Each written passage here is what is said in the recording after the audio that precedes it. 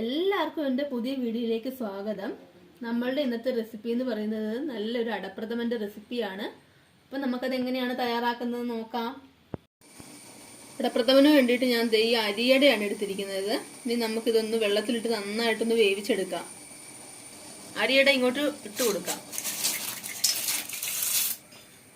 നന്നായിട്ടൊന്ന് മിക്സ് ചെയ്യുക. ഇത് നന്നായിട്ടൊന്ന് വെന്ത് കിട്ടണം. അപ്പം നമ്മുടെ അട വെന്തിട്ടുണ്ട്. ഞാനിത് 20 മിനിറ്റ് നേരമാണ് വേവിച്ചിരിക്കുന്നത്. ഇനി നമുക്കിതൊരു തണുത്ത വെള്ളത്തിലിട്ട് ഒന്ന് കഴുകി എടുത്തിട്ട് നമുക്ക് ഊറ്റി വെക്കാം.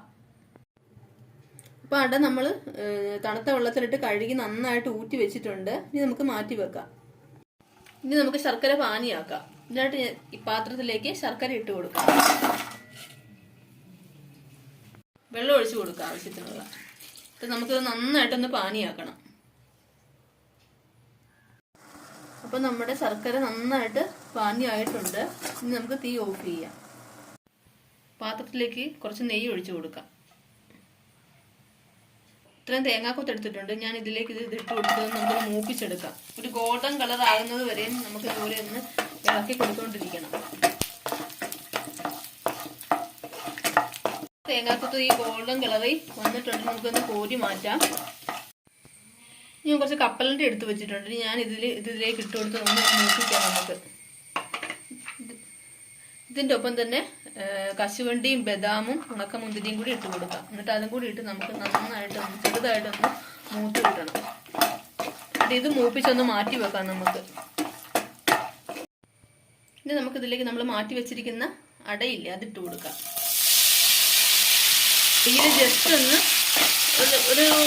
ഒരു മിനിറ്റ് പോലും വേണ്ട. ജസ്റ്റ് ഇങ്ങനെ ഒന്ന് ആ നെയ്യുടെ ഇതൊക്കെ ഒന്ന് പിടിക്കാൻ വേണ്ടി നമുക്ക് ഇങ്ങനെ ഒന്ന് മിക്സ് ചെയ്ത് കൊടുക്കാം.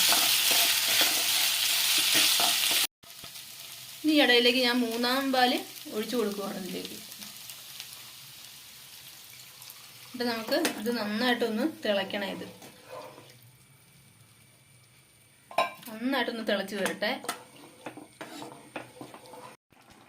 ഈ ഇടയിലേക്ക് നമുക്ക് ശർക്കര പാനി ഒഴിച്ചു കൊടുക്കാം.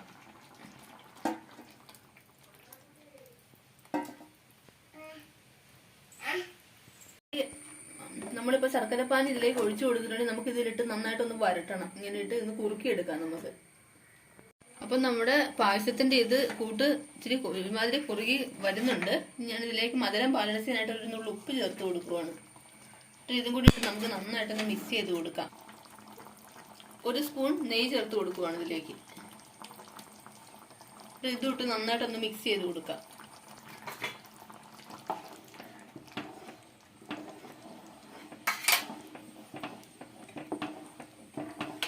വെച്ചിരിക്കുന്ന തേങ്ങാപ്പാലില്ലേ, അത് നമുക്ക് ഇതിലേക്കൊന്ന് ഒഴിച്ചു കൊടുക്കാം. എന്നിട്ട് ജസ്റ്റ് ഒന്ന് ചൂടാക്കാവേ ചെയ്യാവുള്ളൂ. നന്നായിട്ടൊന്ന് മിക്സ് ചെയ്ത് കൊടുക്കുക. ജസ്റ്റ് ഒന്ന് ചൂടായി കിട്ടിയാൽ മതി. അപ്പം നമ്മുടെ അടപ്രഥമൻ്റെ ഇത് ഏകദേശം കുറുകി വന്നിട്ടുണ്ടെങ്കിൽ നമുക്ക് ഇതിലേക്ക് ഞാൻ ഏലക്കയും ജീരകവും കൂടി പൊടിച്ചു വെച്ചങ്ങനെ പൊടി ഇതിലേക്ക് ഇട്ട് കൊടുക്കുവാണ്.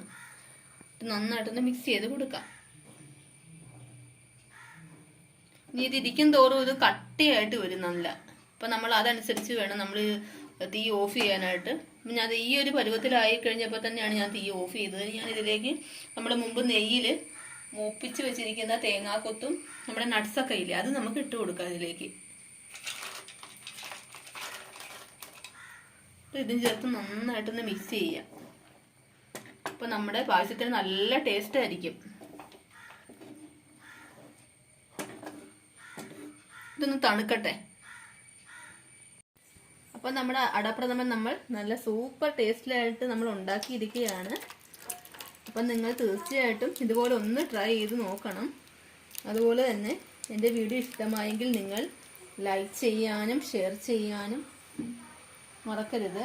ഇനിയും എൻ്റെ ഇതുപോലുള്ള വീഡിയോസിനായിട്ട് എൻ്റെ ചാനൽ സബ്സ്ക്രൈബ് ചെയ്യുക. തൊട്ടടുത്തുള്ള ആ ബെല്ലൈക്കൺ കൂടി ഒന്ന് ക്ലിക്ക് ചെയ്യുക.